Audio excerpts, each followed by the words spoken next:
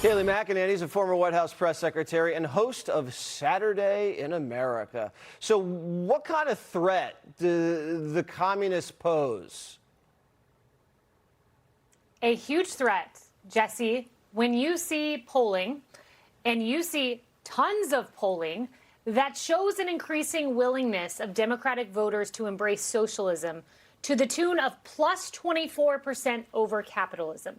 That is a problem. And I know that there are mainstream Democrats who come on our network, commentators, our panelist on the Flat Five, Jessica Tarlov, who calls out these communists. Others don't. If you look at the people who are calling them out, they're commentators, they're strategists, they're former Democratic officials. But you know, interestingly, who is not calling them out? Name for me the Democratic senators who are calling out the communists. I can name one. He has a hoodie and his name's John Fetterman. Name for me the House members that are calling out communism. I can name one, Henry Cuellar. I'm sure there's a few I'm missing. Name for me the Democratic governors. The elected officials in this party who have a D behind their name are willing to play footsie with an ideology that took down Venezuela, Cuba, and the Soviet Union. And that is very concerning when a desire and a lust for power means you are willing to cozy up to an ideology that has demonstrably failed throughout all of human history. But that is where we are. And by the way, the media, where's the media calling it out? They're perfectly willing to talk about the algae in the reflecting pool. But the socialists, they're silent, deathly silent. The way they're covering it, it's like, oh, well, how is this abolish ICE, abolish the border, abolish prisons lady? How are the Republicans going to try to make her the face? Like, what about the woman? What about the fact that she wants to destroy Western civilization? The media doesn't think they're a part of Western civilization? Literal quote. And also the Congresswoman, soon to be, who says America is a disgrace. And it's the liberal white women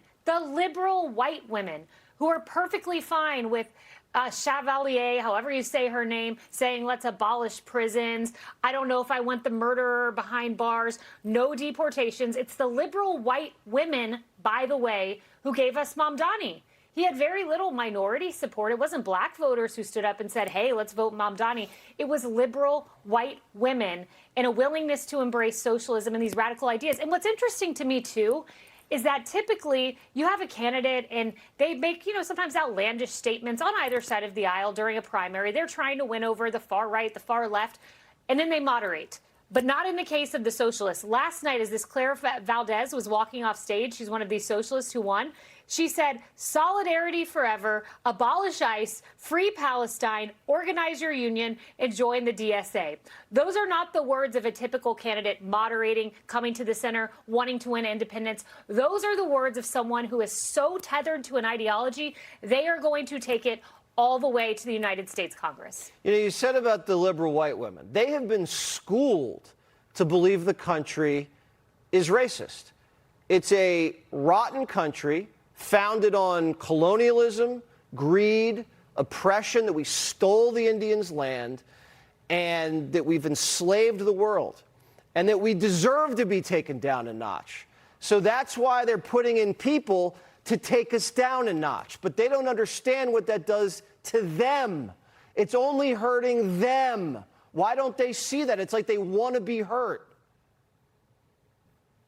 It's faculty lounge thinking that has made its way into the minds of everyday voters. I mean, I saw this, Jesse, during my time in academia at these big institutions where we were literally told American greatness, that's this idea or this thought that doesn't really exist. Let's debate whether America is the greatest country on earth.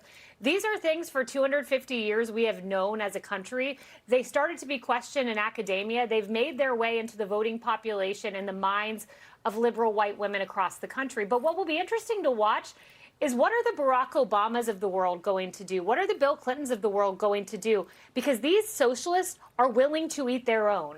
The Chevalier woman has previously called Barack Obama evil. She called Joe Biden a rapist and a war criminal. So they are perfectly content to come after their own. There's even been criticism of AOC. So what's going to happen when Hakeem Jeffries loses his seat? When former presidents all of a sudden find themselves on the wrong side of these socialists? It will be very interesting to see if they start to stand up against this really toxic force in American politics. Yeah, I don't think they're going to do it. I just don't think they have it in them. If they didn't stand up to Antifa, they're not standing up to the communists. This great American state fair, Kayleigh, I'm just kind of getting into it. You know, I've been a little caught up with the World Cup.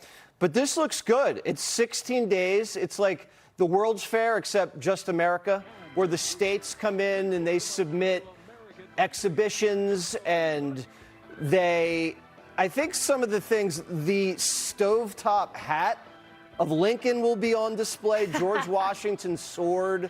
There's going to be all sorts of, like, you know, performances. I think this is so good for the country. It is, and I wonder what this would have looked like under Biden. I don't think they would have been able to pull this off. There are 150 exhibits. It will be really cool. I'm very excited about tonight because Trump has said this is going to be the greatest rally he has ever done. And I've been to a lot of his rallies. But if he's saying this is the greatest rally he's ever done, I'm here for it. Doesn't he say that about every rally? He does, but I think this one is, he's in rare form when he's talking about sending Chuck Schumer I think a velvet Palestinian ensemble. He's in rare form. It's going to be Trump at his finest. All right, we'll see how it goes. Kayleigh, thank you.